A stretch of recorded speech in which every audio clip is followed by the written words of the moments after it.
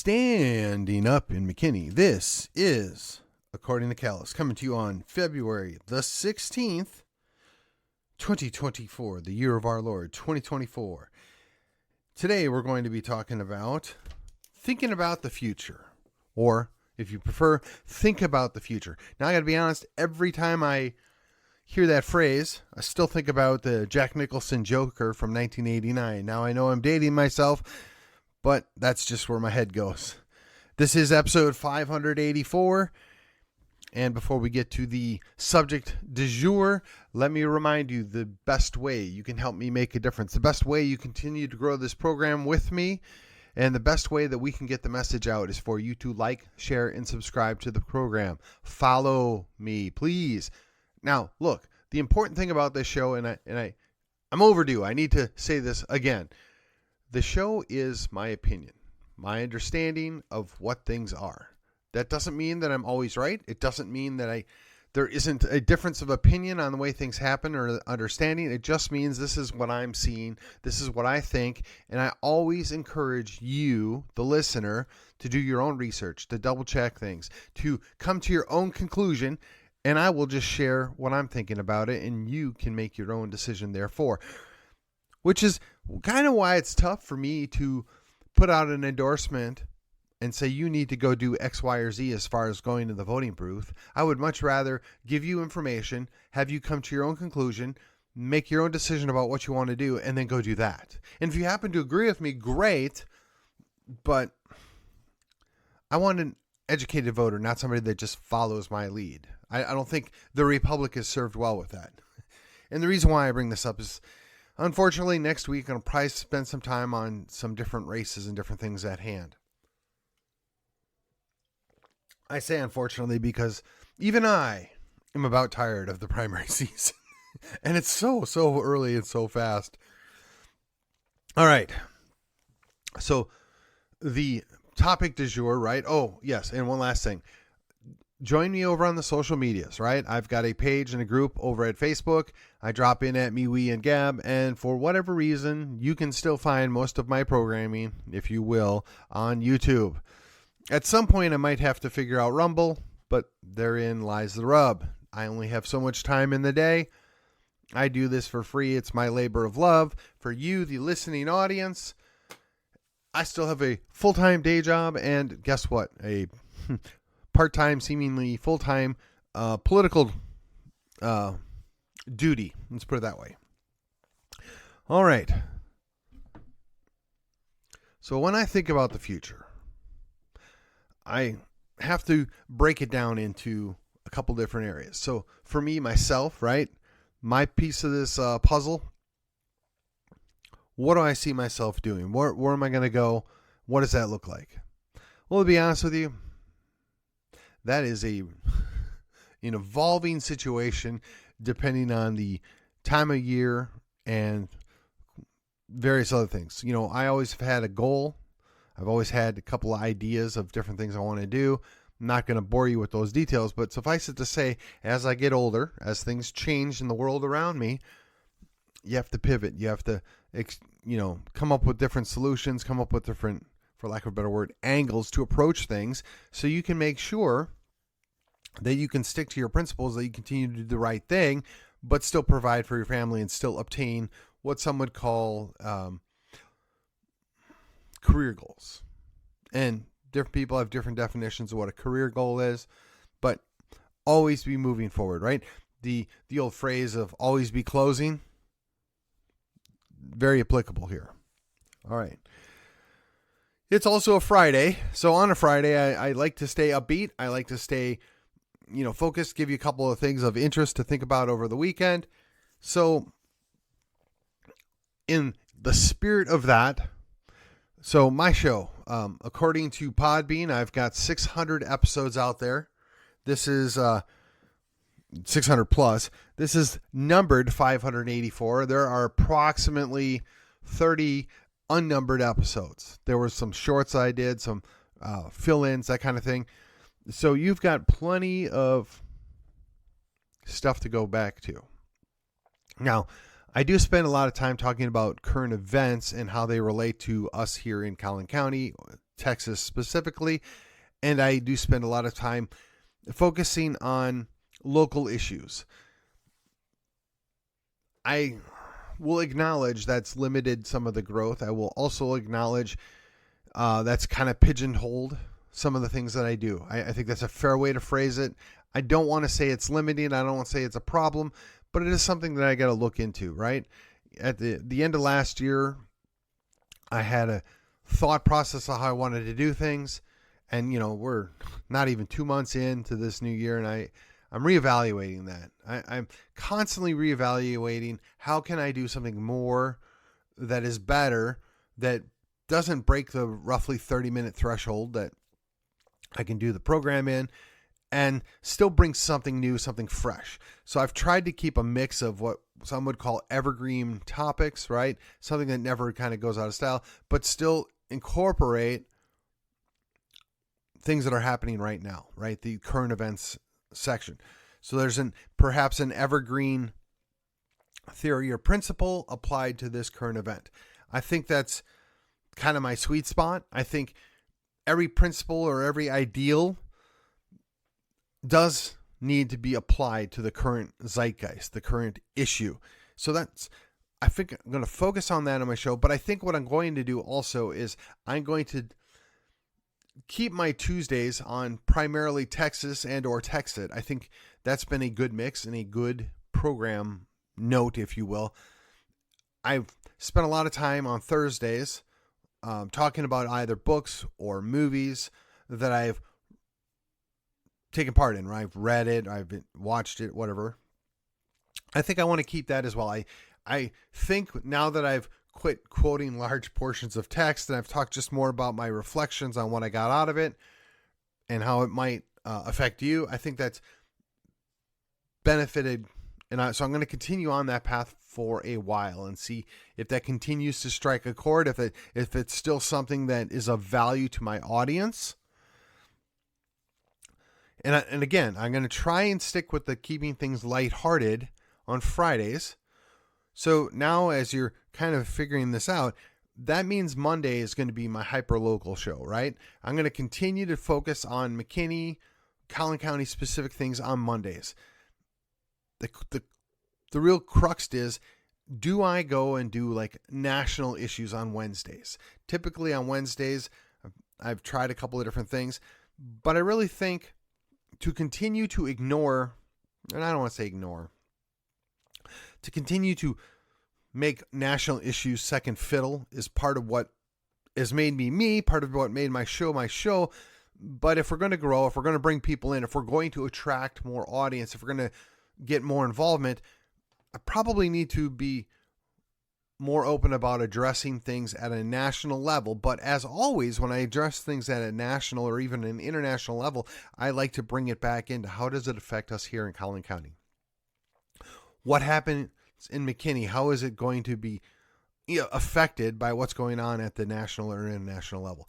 So I think that's one of the changes I want to make. So as I'm thinking about the future, I want to take Wednesdays and look at maybe more of a national view or an international view, but always bringing it back to what happens. So if I was a little jumbled on how I laid that out. It's Friday. So Mondays, we're going to stick to the McKinney, the local stuff. Tuesdays, we're going to do the Tex-It show, right? And then on Wednesdays, we're going to pivot and do more of a national or an international reflection on what's going on here in Texas. Thursdays, we're going to still continue for the time being talking about books, movies, just media things and how that affects or what the impact is on you, what maybe it causes you to think about. And then Fridays, it's going to be a hodgepodge. It's going to be the free-for-all, if you will, but it's also going to try and bring up a number of what I would say topics that can't be addressed well in a single snippet. In other words, they require a little more effort, but I want to be short and sweet about them. I utilize the concept of a free-for-all Friday or a 5 for Friday, just giving you some bullet points, things to think about and consider over the weekend. I've had a lot of fun with that. I hope that's been working out for you, my audience. I would appreciate the feedback. So going forward, I think that's what I want to do. I think that's the best way to impact the future. That's the best way to bring things together. And as you might be picking up on, there's always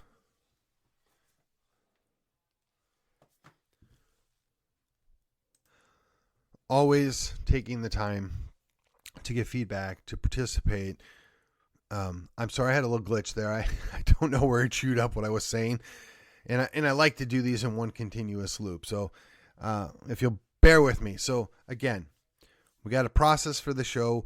We want to continue to engage and bring people in and get people involved. I appreciate those of you that take the time to invest your 20 to 30 minutes with me a day. I don't know about you, but I like listening to podcasts at an up speed like 125 or 175. A lot of people prefer the 1.5. I know people that do 2.0. You can get all the information in a quicker period of time. And look, when you're talking and you enunciate and you're trying to be clear about what you're saying, it slows you down. This is not a normal talking pace for most people. But if you speed up the conversation when you're listening, it goes quicker and you can get more information. I mean, I listen to probably 4 or 5 podcasts per day during the work week while I'm driving around town doing my day job. And I get a lot of information. I get a lot of things that I pick up on it. I've talked about the idea that I spend time listening to Brian McClanahan, Chris Ann Hall when she has new shows out, Tom Woods. So what's been, I've really been getting a lot of Brian McClanahan show. I would encourage you, the last 2 weeks have been stellar out of Brian McClanahan. That'd be about 8 shows, roughly about 35 minutes each. You listen at a quicker time, you get done faster. One of the things that was striking to me is the way that he's going at the current events and reviewing back to the historical precedents, right? This stuff happened in the past, and this is how it's coming to fruition now, 250 years later. To me, that's fascinating. It's interesting. Whether you can sit through my show or not, I would encourage you to take the time to check that out. All right, so kind of done talking about my show. 12 minutes in, so let's pivot. We're going to talk a little bit about my party. As I've said many, many times, I'm a reluctant Republican. What I mean by that is I'm far more liberty orientated than the average Republican. I am on the outlier of outliers, if you will. When you're involved in county politics, when you're involved in the county party stuff, most of those folks there are outliers, right? They're trying to push the envelope. They're trying to stretch that Overton window. And there's a lot of appreciation for that. There really is. But they also need to be cognizant of the fact that the rest of the party, the rest of the county doesn't necessarily reflect them. It's good to push the envelope. It's good to push the Overton window, but you have to accept that a lot of people aren't there yet. Whether it's through education or assimilation or whatever, they're not ready to accept the things that a lot of these folks see as perfectly normal and good things. And I would agree with them. And in fact, most of the time I'm turning things up to 11, right? But I also am well aware that I am the outlier among outliers. And most people don't see things the way I see it. They don't feel the same way about it. So I try to adapt. I try to focus on the areas of agreement or the areas of the minor degrees of difference that we can work together to move things forward, to continue to address issues as they go on. So I get frustrated when our elected officials don't have that same courtesy when dealing with us. I get frustrated when people that are already on my team can't see the bigger picture. They can't understand that maybe you don't press for this issue right here, right now, that you focus on the bigger picture. What that means is, I talked about the Republican Civil War, if you will, last week. That's a real issue. It's a real problem, and we have to address it. Look, there's the whole idea of the big tent, and then there's the purifiers. The two sides need to come together. There is nothing wrong with having a great big tent of everybody that gets to call themselves a Republican, but the people that are going to lead, the people that are going to get things done, also need to understand that you can be in front of the parade all day long, but if there's nobody following you, you're not going to get anything done. You're not going to put on a show. You're not going to make a difference. So we need to lead, but we need to be accommodating. We need to work with the people that aren't necessarily quite like where we're at. And that, to me, that's a major shortcoming or a fault within our own party.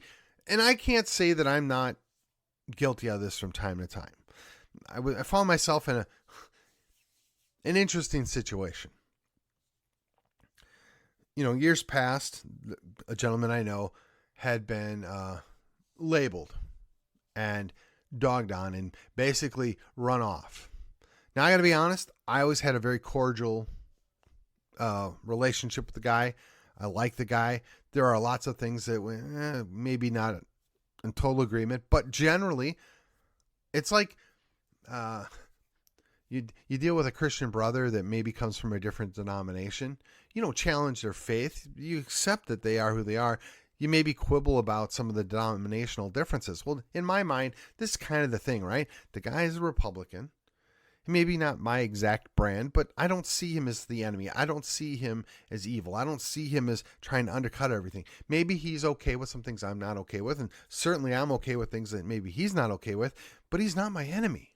And so I got involved in a conversation where it was kind of one-sided, and he just kind of kept taking it, and I'm like, this is not helpful. Yeah, the guy's maybe okay with things I'm not okay with, but he also is open and wants to find a different way to get things done. Why wouldn't I want to work with that guy if he's in a position to be helpful and to, accommodate some of the things that I'm concerned about and work on an agreeable solution? Why would I take my time to beat up on that individual when I could just hold out my hand and say, look, yeah, maybe we're not in the same paragraph, but we're probably on the same page here. And if we're not on the same page, certainly on the same chapter, let's be honest. What are the things we want to agree on? What are the things that we can work on? And if I have an adult conversation, i.e. sit down, talk, and treat each other with respect, and I elaborate on why I think these are some shortcomings of doing things this way, would you be open to reconsidering this or thinking about this? I would think, and I know I feel this way personally, but I would think that individual would be far more willing to hear you out and work with you than if you beat them up and call them names and be rude to them, quite frankly. So, I'm not naming names because I like both people I was talking with. I don't dislike them. I don't have any dog in that hunt, if you will. But the reality is, if we're going to constantly be beating up on the people that are in a position to be helpful because they're not 100% in agreement with us, we're never going to win anything. That's the problem my party's suffering. So, I also had another conversation this last week whereupon I'm talking to another individual and he said, consider this. And they're his words. I'm not going to out him. I'm not sure that I'd be doing him any favors. But we had this really good conversation going on, and he basically said the difference is the activists that we have in Collin County are appropriate and very well suited, particularly if they were in Dallas County, if they were dealing with the trials and tribulations down in Dallas County. We need those people there. That would be an appropriate battlefield for them. They would get stuff done. They would push the issues. They would have the fight that they're looking for. But here in Collin County, things aren't perfect, but they're really good. We have an excellent county government. We have we have a good situation at the municipal level, even though some of the leaders aren't necessarily our particular brand or flavor that we would prefer as far as republicanism. Generally, they're pro-business. Generally, they're pro, law and order, right? Peace and comfort, that kind of thing. So we're already in a good spot. A lot of people have called Collin County the bubble. There's something to be said for that. Well, the folks that are here that are the activists, they don't have an actual battle to fight. So they have to pick what I would deem lesser battles, things that don't necessitate a full war, if you will. And that's what they turn to because they need something to do. So they start fighting over molehills and turning them into mountains. And this is my opinion. I'm interpreting what the conversation was. But basically, he was imparting the idea that these good activists that we have don't actually have a fight in Collin County. Not a major fight. There's little stuff, but not a major fight.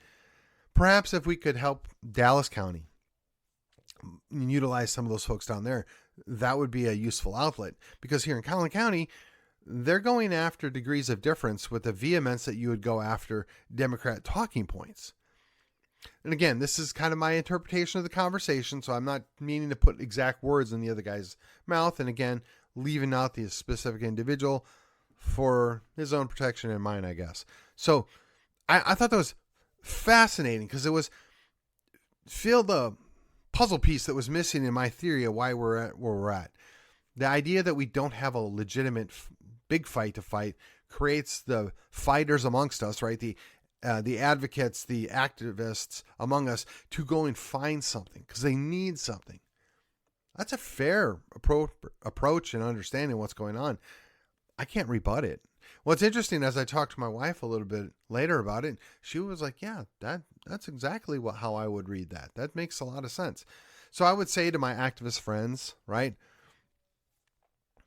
perhaps we should look at how can we deploy our actions down in Dallas to push back and perhaps make a difference. There are some races that are close that maybe we could help them and inspire people to get up and get things done and try and maintain our majority, right? Our positive status here in Collin County, but focus our fight on Dallas County and try and clawing back some of what we lost. Or even Tarrant County for that matter. We're here. We have excess activists, right? People that are really interested in fighting the good fight rather than beating up things that are marginally different here in Collin County. Can we look at maybe assisting or helping? Just a thought. You know, my party really needs an external foe to fight and make a difference because we keep beating up each other. We keep tearing ourselves apart. At the end of the day, we damage our own party. We damage our own brand. We damage our own marketing. We're a net negative when we should be a major positive to the surrounding areas. So I'm asking you, if you're a good activist, if you feel like there's bigger problems 20 miles south of us or even in Tarrant County, could we consider deploying some of those forces there to help make a difference, right? I don't think Collin County's in peril if we would quit fighting amongst ourselves.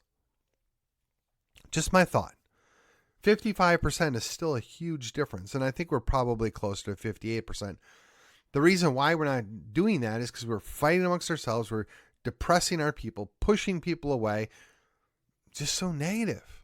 And it's obvious. Everybody seems to get it that's been around or been in hierarchy or whatever you want to call it. We need to focus on the bigger picture. I don't want to play kumbaya. I don't want to pretend there aren't issues. I just want to keep them in context. There's much bigger issues to be dealt with in Dallas County or Tarrant County. Some would say even Denton County at this point, than there is in Collin County. Let's focus on fighting those battles and making a difference there. We shouldn't ignore what's going on, but we just need to understand that Collin County doesn't have the same peril. Now, some of those people that are in positions of influence and authority right now that are potentially sowing the seeds for future problems, we need to treat them with respect. We need to give them a talking to in private and work with them and help them understand why this is going to be a net negative long term. We don't need to be disparaging them publicly and attacking them on social media and making enemies out of people that are our allies. Keeping in mind, allies are often people that want to work together for a common goal, but are not necessarily purposefully aligned on everything else. And if we look at the greater picture that we are in a war, we're in a war to save our culture in our republic, in Texas, in Collin County, that's what we need to be focusing on, in my opinion. All right, in the remaining time I have, I'm going to pivot to my Texas, right? So, it's interesting because I am a TNM member, and I'm proud of it, and I'm grateful that I get to partake and have the tiniest little bit of input with some of the people there. I really appreciate what they're doing, but at the end of the day, I'm not sure it's attainable without education. I'm not sure it's attainable without building up that culture of independence.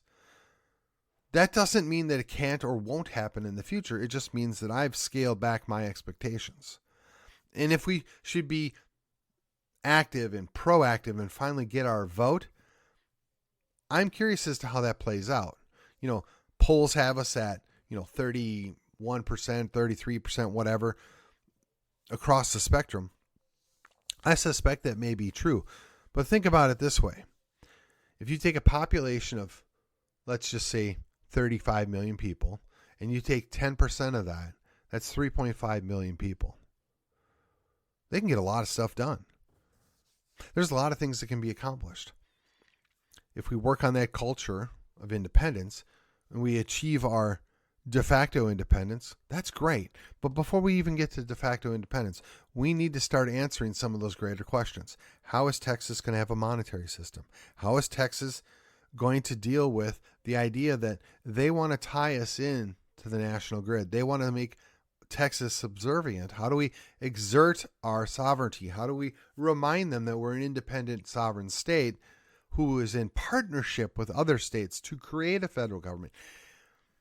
So the way forward, and this is one of the things I want to mention again, Brian McClanahan took a lot of time talking about the Supreme Court decision in the state of Hawaii where they told SCOTUS, go pound sand. I would love to see that happen more often out of Texas, and for that matter, Florida and Wisconsin and Idaho and Montana and California and New York and Illinois, because that puts us back on a level playing field. That creates the federal system that we built our plans on, that we said could save the union, right? If you allow for the state of Illinois to approach things differently than the state of Kentucky, and the state of Kentucky approaches things differently than the state of Oklahoma or the state of Ohio or the state of Maine or the state of Oregon, and you allow for these different things to happen, we can agree on the big picture. We're going to defend our coasts. We're going to work together to maintain our system, but we're not binding everybody to the exact same thing everywhere.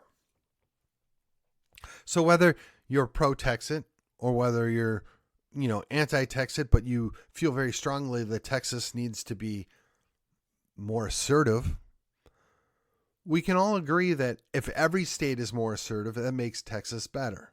If every state steps up to the plate and pushes back, that makes things in Texas better. So, in my mind, aside from building a culture of independence, we have to deal with the issue that we have government indoctrination centers. How do we fund education and take care of the next generation without indoctrinating them on the latest socialist pap? We've talked about that in the past. I think it's, fun to revisit that, but I'm not going to spend any time on it today because we'll also have to deal with the idea that we have a certain amount of reliance on the federal government for certain things. But what's odd is the federal government is also highly reliant on the state of Texas for other things. So it's supposed to be a symbiotic relationship, but in many ways it's more of a parasitic relationship. Now, depending on who you're listening to, they'll say Texas is a net importer of money. Well, sure, if you include the largest military base in the country, Fort Hood, I don't care what they call it now, it's still Fort Hood. If you count, various other installations that are in Texas, those are federal things. That money that comes in is for those federal operations. That's not actually money going to Texas for Texans per se. It's money going to the federal installation that just happens to be in Texas. If you take that out, that changes everything. And there are ways that can be approached. I mean, Daniel Miller's covered this all in his book, so I'm not going to rehash that. I'm just saying there are ways that these things can be addressed. Maintaining control of our power system. Making our own rules for our energy production and drilling. And I don't think we should be willy-nilly and waste things, but on the flip side, I'm less concerned about what people in New York think about anything than what the people in Texas think.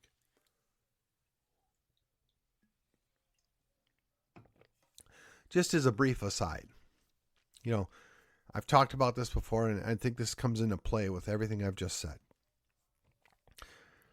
Karens are the problem, but by calling them Karens, we're not doing any favors to our friends that actually are named Karen, which is why, but based on Brian McClanahan's association with it, His answer is, let's call them Yankees. And I wholeheartedly agree, and I generally do that. I refer to them as Yankees. Now, as a Reformed Yankee, I take no umbrage on that because it's true. Yankees move places and they bring their Yankiness with them. And they want to change things to accommodate them rather than accommodate to the culture that they went to. What's interesting is, as you send missionaries out, one of the things the missionaries spend time doing is accommodating the culture that they're going to become a part of. Yankees don't do that. They come with the attitude that they're here to colonize and subvert what's already present. If you doubt me, just look at how they've done things over the last century. Perhaps you can say it started after the War of Southern Secession. Perhaps you could say that it was a result of the failed War of Independence for the Southern states. Perhaps you could just say it was the War of Northern Aggression brought more Yankees everywhere. I don't know, whatever your preference is, but it is an issue. And yes, maybe they dealt with the great sin, the great stain of American history, but in dealing with that stain, they created many more. They created many more problems, many more faults. The Yankees think they always know best, and they are going to give it to you good and hard for your own good in their mind. That's just not a good way forward. So, I mean, in closing, as we think about Texas, we have an affinity. We have a desire to see Texas do well. The real question is, does Texas benefit by having its entire population upended by, we'll just say, foreign ideas? My answer to you is, I don't think so. I don't think that's what's best for Texas. But the good side of that is, it ain't over yet. It's not going to be over for some time. And if we're going to go down, I'm going to go down with my boots on, metaphorically speaking. I encourage you, do the same. All is not lost. Think about the future. And with that, this has been According to Callus, and I will see you on the other side.